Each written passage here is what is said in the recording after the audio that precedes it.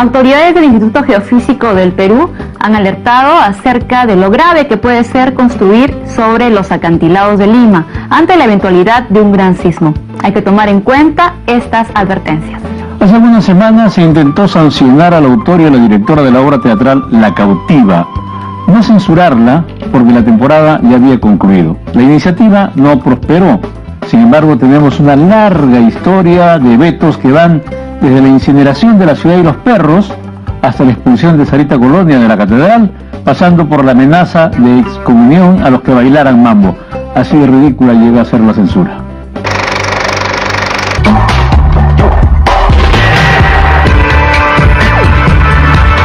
Durante el año 2014, el Teatro La Plaza del Larcomar recibió a cientos de personas que acudieron a ver a la que sería, a decir de muchos críticos, la obra más importante del año, La Cautiva, una puesta en escena que invita a reflexionar acerca de uno de los periodos más sangrientos de nuestro país como consecuencia de la insanía terrorista. Esos que están ahí en sus casas como ratones escondidos, creen que ellos saben lo que pasa. A mí la obra me pareció de lo mejor que he visto en teatro yo en varios años, ¿no? Me pareció que es una reflexión madura, interesante, inteligente, bella, ¿no? Y cuando digo bello me refiero a la belleza de la puesta en escena. ¡Ser el plato principal de la fiesta!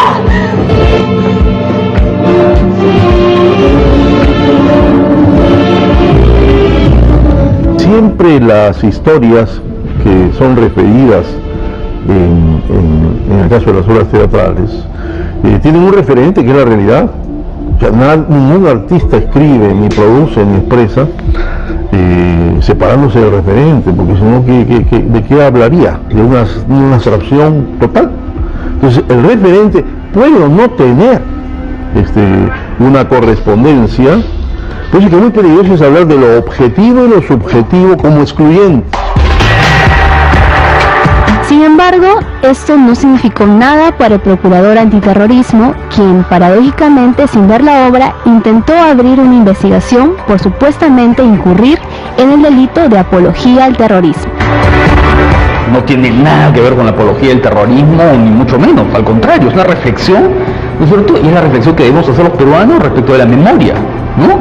El saber qué pasó y pensar sobre eso, ¿no? Y creo que la Cautiva ayuda a esa reflexión, ¿no? Yo no creo que La Cautiva sea subversiva. Lo peligroso no es en el arte. Creo que es absolutamente ridículo que en nuestros tiempos se piense en términos de censura al arte. En la antigua Roma se denominaba censor a aquellos que tenían el deber de supervisar el comportamiento del público desde el punto de vista moral. Por lo tanto, se censuraba la forma de actuar. Entonces, ¿cómo se relaciona este tipo de censura cuando uno se refiere al arte? ¿Se debe permitir censura en el arte? No es que se permita o no. El arte no tiene sentido la censura. O sea, que a las reglas de la ficción le pongan las reglas de la ley social o de la ley política. O sea, no tiene sentido. Son mundos distintos. Este es un mundo de construcción imaginaria que debe ser juzgado desde la imaginación. La censura ha estado siempre ligada a tres grandes instituciones: la Iglesia, el Estado y también todo lo que ha tenido que ver con los temas de sexualidad, ¿no? Ese es otro punto a partir del cual, con el concepto de buenas costumbres, se ha censurado muchísimas obras literarias y artísticas en general, ¿no?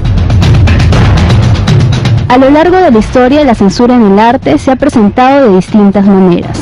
Por ejemplo, en el cine, la industria de Hollywood en los años 40 prohibía cualquier tipo de desnudo, expresiones de violencia e incluso las tímidas escenas sexuales de la época. Estos requisitos tenían que cumplirse de manera estricta, como lo afirma el crítico Ricardo Bedoya. Hay muchos ejemplos en el cine, ¿no? Desde películas clásicas, ¿no? Chaplin, por ejemplo, ¿no? El Gran Dictador fue una película combatida por las dictaduras en ese momento, por las dictaduras totalitarias de la Europa previa a la Segunda Guerra Mundial, ¿no?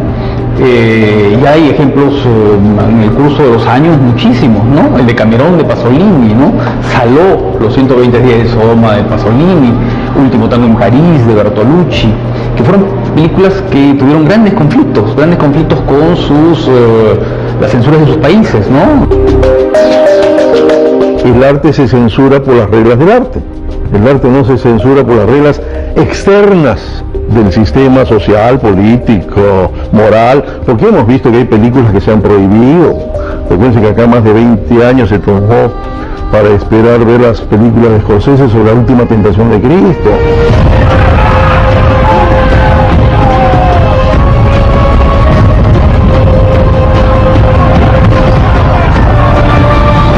Y si la finalidad del artista es que su papel sea creíble, al punto de que inspire actos reflexivos y cuestionadores, en un plano no muy alejado está la producción literaria.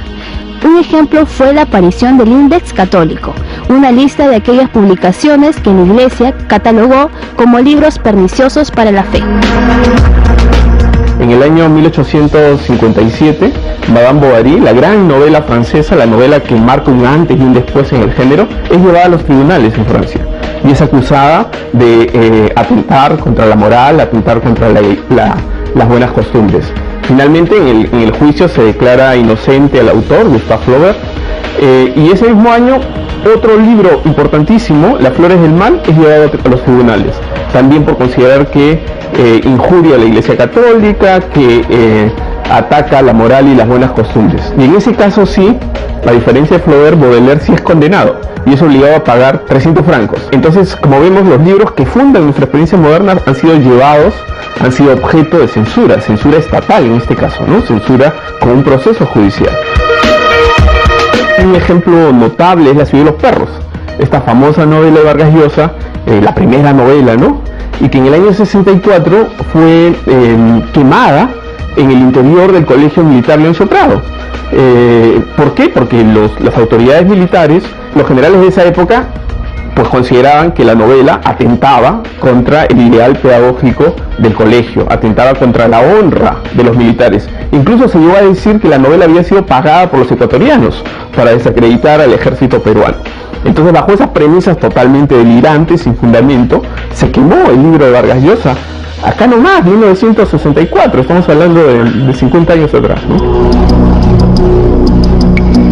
La censura puede ser explícita, dictada por una ley, o menos explícita, como la producida entre la gente debido a los tabúes sociales.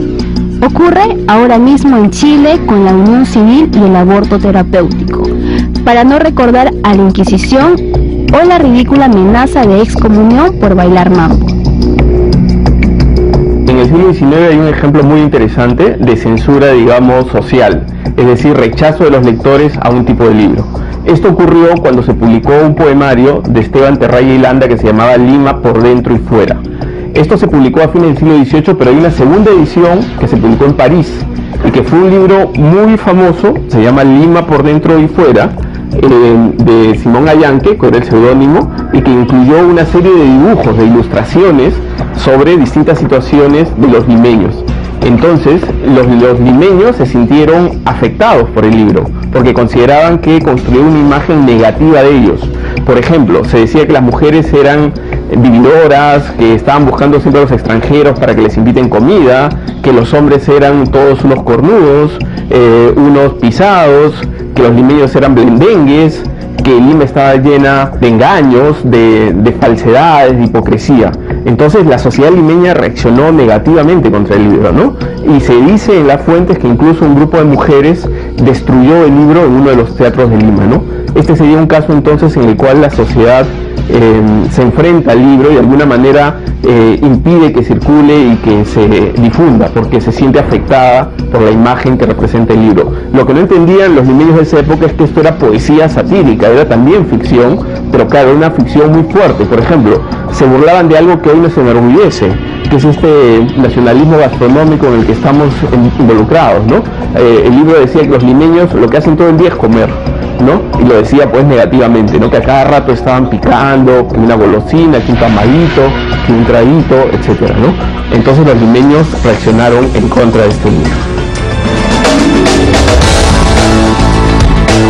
Pero ¿cuáles son las consecuencias de la censura para el artista? En el ámbito de las artes plásticas se castigan a los que tienen esa gran labor de promover la cultura. Uno de estos casos se remonta al año 1995, cuando el cuadro de Enrique Polanco, titulado Trilogía, fue censurado por el arzobispo de la Lima de entonces, por presentar al lado de Santa Rosa de Lima y San Martín de Porres a Sarita Colonia, un símbolo de fe popular no aceptado por la Iglesia Católica.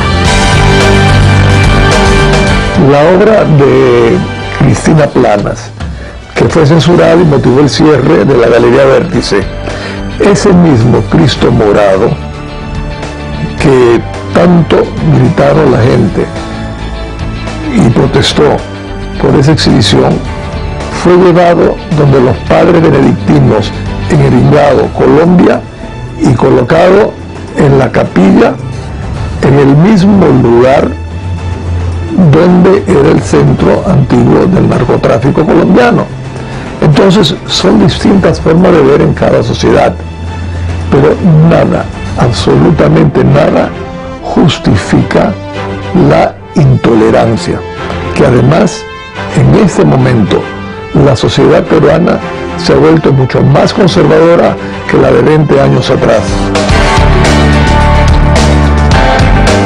Yo, por ejemplo, fui despedido de la Municipalidad de Miraflores porque exhibí a un Cristo desnudo de Cristina Planas. Pero era un Cristo murió desnudo, fue crucificado desnudo. Pero la historia parece que fue un pecado entre nuestros sectores más conservadores en términos religiosos. Ahora, en términos políticos, la censura es inaceptable, porque estamos hablando en términos ideológicos y nadie puede coartar tu libertad de pensamiento. El politólogo italiano Giovanni Sartori escribió en su libro Homo Videns, la sociedad teledirigida, vivimos en la cultura de la incultura. Mientras el arte es censurado en sus diferentes representaciones, por otro lado, no se sanciona la cantidad de contenidos perniciosos presentes en nuestra televisión. Si la televisión quiere pasar tonterías, perfecto, para eso está todo el sistema educativo. Todo el sistema educativo que decir, bueno, ¿de qué valores queremos construir un nuevo ciudadano? ¿Queremos construirla con esto, con lo otro? Esa es la parte formativa. La televisión no tiene que formar a nadie. La televisión despacha su material como despacha todos los días información o, o desinformación. ¿Dónde están los maestros? ¿Dónde están los colegios? ¿Dónde están los padres? Porque todos ellos son los que tienen que crear en el niño algún tipo de sensibilidad, conciencia. Lo que debe hacer un padre de familia que considera que hay un programa que no es apto para sus hijos, simplemente debe apagar el televisor, ¿no es cierto? Y usar ese tiempo para otras cosas, ¿no? Entonces cuando uno se sienta agredido, ofendido, mortificado o con algo que estamos viendo, lo mejor es simplemente dejar de verlo. Entonces lo que hay es una doble moral, ¿no? O sea, somos hipócritas porque permitimos que la televisión sí posibilite, digamos, el tratamiento, supongamos, libre de estos temas sexuales en horarios donde hay niños viéndolo, pero a la vez nos horrorizamos si aparece una novela sobre gays o sobre lesbianas. Entonces nuestra sociedad pues tiene un doble rasero, no es una sociedad hipócrita que permite que el mercado diga lo que quiera, pero cuando lo dice alguien desde un pensamiento crítico, desde una experiencia creadora mucho más profunda y más significativa que esos programas, pues entonces condenamos, censuramos, nos horrorizamos, ¿no? ¿Merece el arte ser censurado? Cada implicado debería fomentar y exigir el contenido que le sea de ayuda para su desarrollo. ¿La sociedad exige lo que realmente es bueno o prefiere que le hicieran creer que sería mejor? Hay muchas reflexiones sobre esto y es absolutamente necesario hacerlas. Como dice el doctor Marco Aurelio de Negri, evitar el peligro de la adicción a la televisión basura.